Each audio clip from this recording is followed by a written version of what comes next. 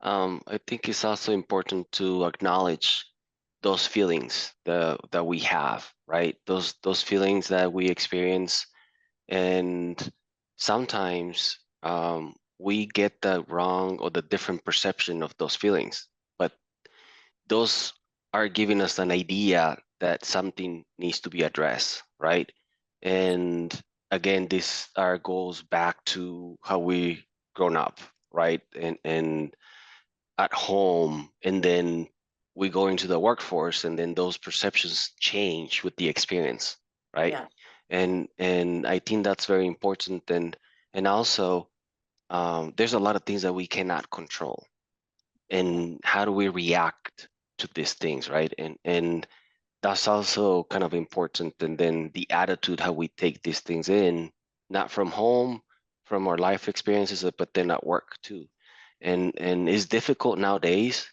I work in IT, and you know that IT team, they get a lot of things that putting fires out every day, and there's a lot of things that we cannot control, but just our attitude around these things, right? And I keep on telling the team that do not focus on the volume.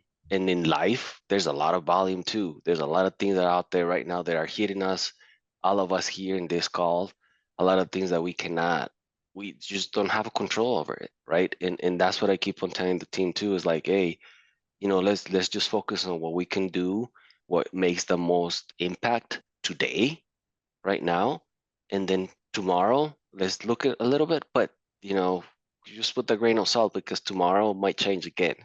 yeah, yeah. That's fantastic. Thank you, Aldo. I appreciate that. That's definitely helping. And I know that not knowing what you can control, um, because I know some people love to control everything. It's a different way of being. And I know that in one of my training programs, I have a quote from, the name is losing, but some of you may know.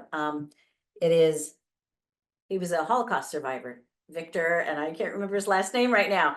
But the one thing we have control over is how we react to something.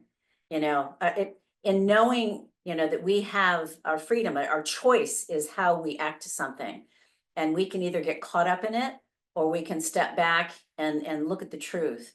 And he was a Holocaust survivor. So, he was watching the death and destruction happening in front of him, and but knowing that we have that choice, and so each one of us has that. And Aldo, thank you for that too, and really recognizing, I want to tag on what you said about Viktor Frankl. Yes, thank you.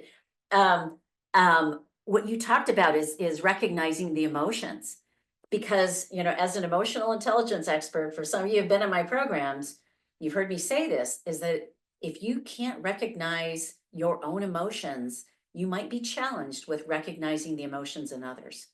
So if you're the type of person that shoves your emotions down because it's not helpful, it's not pretty, it's not, whatever it might be, then if you're not dealing with your own, then you're not going to recognize when your team member is dealing with sadness or fear or shame or whatever it might be. And so, thank you for sharing that too, but it's recognizing it.